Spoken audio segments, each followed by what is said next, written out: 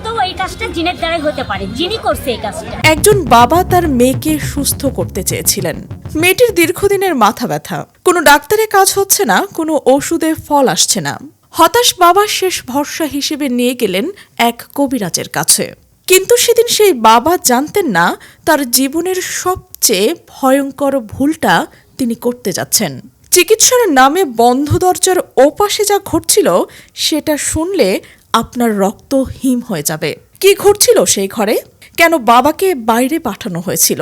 আর সবচেয়ে চাঞ্চল্যকর বিষয় হলো, এই ঘটনার পরেও অভিযুক্তের পরিবার দাবি করছে সবটাই নাকি জিনের কাজ। পুরো ঘটনা জানলে আপনি নিজেই সিদ্ধান্ত নিতে পারবেন কোনটা সত্য আর কোনটা মিথ্যা। বগুড়া শহরে মোহাম্মদ আলী নামের একজন বাবা দীর্ঘদিন ধরে চিন্তায় ছিলেন তার মেয়েকে নিয়ে। মেয়েটি দাখিল শ্রেণীর শিক্ষার্থী, পড়ালেখায় মনোযোগী, কিন্তু দীর্ঘদিন ধরে তীব্র মাথা ব্যথায় ভুগছিলেন। একের পর এক ডাক্তার দেখানো হচ্ছে, ওষুধ খাওয়ানো হচ্ছে, কিন্তু কোনো কিছুতেই কাজ হচ্ছিল না। এই অবস্থায় যে কোনো বাবা মা কি করেন?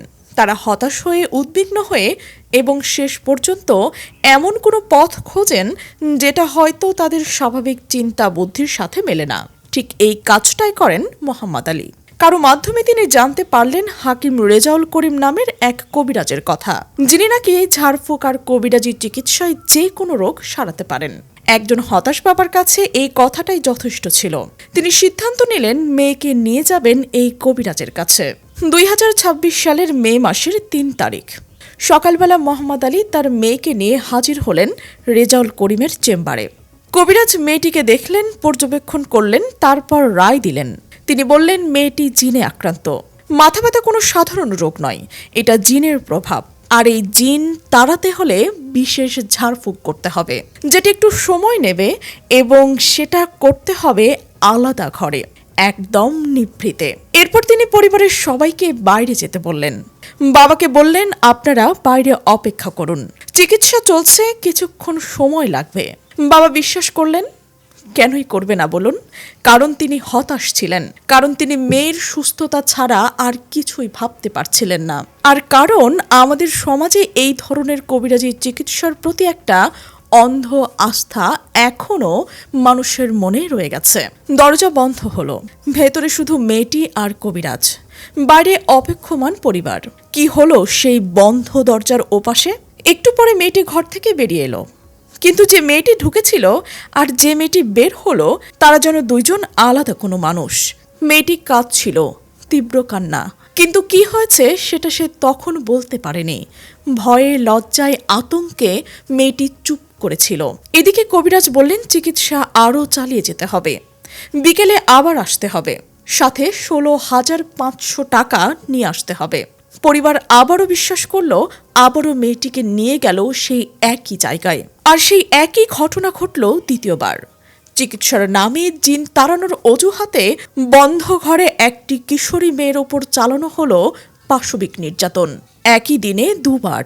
এবার একটু থামা দরকার। একটু ভাবুন তো, পুরো পরিকল্পনাটা কতটা সুচতুর ছিল। প্রথমে মেয়েটির রোগকে জিনে আক্রান্ত বলে চালিয়ে দেওয়া হলো, তারপর চিকিৎসার নামে আলাদা ঘরে নিয়ে যাওয়া হলো, পরিবারকে বাইরে রাখা, এরপর টাকা দাবি করা, আবারও একই ফাঁদে ফেলা। এটা কোনো আকস্মিক ঘটনা না, এটা কোনো আকস্মিক ঘটনা নয়, এটা একটা পরিকল্পিত কৌশল। আর এই কৌশলটাই এই প্রথমবার ব্যবহার করা হচ্ছে না, কারণ যে মানুষটা এতটা পরিকল্পিতভাবে একটা ফাঁদ পাততে পারে সে একদিনে এটা শেখেনি। প্রশ্ন হলো, এর আগে আর কতজন এই ফাঁদে পড়েছে যাদের কথা কেউ জানে না? মেয়েটি শেষ পর্যন্ত সাহস করলো। তারপরে কি হলো জানেন? মেয়েটি শেষ পর্যন্ত সাহস করলো, সে তার পরিবারকে সব জানালো। কি ঘটেছিল সেই বন্ধ ঘরে, চিকিৎসার নামে আসলে কি করা হয়েছে, সবকিছু খুলে বলল। একটি কিশোরী মেয়ের পক্ষে এই কথাগুলো বলা কতটা কঠিন ছিল সেটা কি আমরা কল্পনা করতে পারি? সমাজের চাপ, লজ্জা, ভয় সবকিছু পেরিয়ে সে মুখ খুলেছে।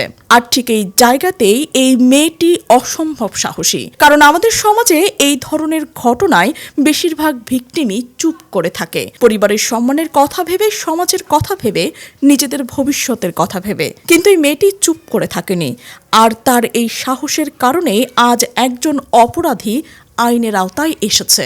পরিবার আর দেরি করেনি, সোজা থানায় গেছে। মোহাম্মদ আলী মামলা দায়ের করেছেন, পুলিশ দ্রুত পদক্ষেপ নিয়েছে। কিন্তু গ্রেফতার করতে গিয়ে দেখা গেল কবিরাজ রেজাউল করিম অবস্থান পরিবর্তন করেছিলেন। এই তথ্যটা খুবই গুরুত্বপূর্ণ। একজন নির্দোষ মানুষ নিজের অবস্থান বদলায় না। সে জানে যে সে কিছুই করেনি, সে বুক ফুলিয়ে দাঁড়িয়ে থাকে। কিন্তু রেজাউল করিম সেটা করেনি। পুলিশ তদন্তকারী কর্মকর্তা এসআই সুমন শেষ পর্যন্ত তাকে গ্রেফতার করতে সক্ষম হয়েছেন। ভিকটিমের মেডিকেল পরীক্ষা সম্পন্ন হয়েছে এবং ডিএনএ নমুনাও সংগ্রহ করা হয়েছে। অভিযুক্তকে আদালতের মাধ্যমে জেল হাজতে পাঠানো হয়েছে। কিন্তু এই ঘটনার সবচেয়ে চমকপ্রদ অধ্যায়টা এখনো বলা বাকি। গ্রেফতারের পর অভিযুক্ত কবিরাজের পরিবারের প্রতিক্রিয়া শুনলে আপনি অবাক হয়ে যাবেন। তার স্ত্রী সরাসরি দাবি করেছে এই পুরো ঘটনাটাই মিথ্যা, একটা ষড়যন্ত্র। মতো এই কাজটা জিনের দ্বারাই হতে পারে, জিনই করছে এই কাজটা। তিনি বলছেন তার স্বামী 25 বছর ধরে চিকিৎসা করছেন, হাজার হাজার রোগী আসেন, কোনোদিন কোনো অভিযোগ আসেনি। তিনি আরো বলেছেন পারিবারিক বিরোধের কারণে তাকে ফাঁসানো হয়েছে।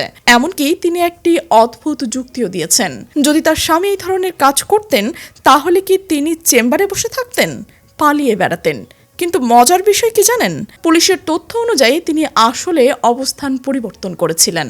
কবিরাজের পরিবারের পক্ষ থেকে আরও একটি দাবি করা হয়েছে, সেটা শুনলে যে কোনো সুস্থ মস্তিষ্কের মানুষ অবাক হয়ে যাবেন। তারা বলছেন মেয়েটির সাথে যা ঘটেছে সেটা জিনের কাজ, কবিরাজ করেনি। অর্থাৎ তারা স্বীকার করেছেন যে মেয়েটির সাথে কিছু একটা ঘটেছে, কিন্তু সেটার জন্য দায়ী অদৃশ্য জিন, কবিরাজ নয়। এই যুক্তিটা কতটা হাস্যকর সেটা আলাদা করে ব্যাখ্যা করার কোনো দরকার নেই। কিন্তু ভয়ের বিষয় হলো আমাদের সমাজের এখনো অনেক মানুষ আছেন যারা এই ধরনের কথা বিশ্বাস করেন। এই অন্ধবিশ্বাসী আসলে এই ধরনের অপরাধীদের সবচেয়ে বড় হাতিয়ার। এবার একটু বড় পরিসরে ভাবা যাক, বাংলাদেশে এই ধরনের ঘটনা কি প্রথম? মোটেও নয়। বাংলাদেশের বিভিন্ন প্রান্তরে ঝাড়ফুঁক, কবিরাজ চিকিৎসা, তাবিজ কবজের নামে নারী ও শিশুদের উপর নির্যাতনের অসংখ্য ঘটনা রয়েছে। কখনো চিকিৎসার নামে, কখনো বান মারার নামে, কখনো জিন তাড়ানোর নামে। প্যাটার্নটা প্রায় একই, ভিকটিমকে আলাদা ঘরে নেওয়া, পরিবারকে বাইরে রেখে এবং বন্ধ দরজার আড়ালে অপরাধ সংগঠিত করা। এই ধরনের অপরাধীরা সমাজের একটি বিশেষ অবস্থান তৈরি করে। মানুষ তাদের বিশ্বাস করে, সম্মান করে, তাদের কথাই চলে। আর এই বিশ্বাসকেই তারা ব্যবহার করে সবচেয়ে জঘন্য কাজ করছে। এটা শুধু একটা অপরাধ নয়, এটা বিশ্বাসের সাথে প্রতারণা। কিন্তু কতজন মেয়ে আছে যারা কথা বলতে পারেনি? কতজন মেয়ে আছে যারা এখনো চুপ করে আছে? কতজন আছে যারা এই ধরনের ভণ্ডামির হাতে নির্যাতিত হয়েও সমাজের ভয়ে মুখ খুলতে পারছে না? এই প্রশ্নগুলো আমাদের সবার নিজেকে করা উচিত। আর সবচেয়ে বড় প্রশ্ন হলো, আমরা কি আমাদের অন্ধবিশ্বাসগুলোকে প্রশ্ন করতে শিখব, নাকি আরো অনেক পরিবারকে এই ধরনের মূল্য দিতে হবে? উত্তরটা আপনার হাতেই। প্রিয় দর্শক, এই সার্বিক বিষয়ে আপনার মতামত কি? অবশ্যই কমেন্ট বক্সে জানাবেন। আর আপনার আশেপাশে পরিচিত বা অপরিচিত কোথাও যদি এমন কোনো ঘটনা ঘটে থাকে, আওয়াজ তুলুন, প্রতিরোধ করুন। কারণ আজ অন্য কারোর সাথে এমন ঘটনা ঘটেছে, কাল আপনার সাথে বা আমার সাথেও ঘটতে পারে। আমাদের সাথে থাকার জন্য ধন্যবাদ।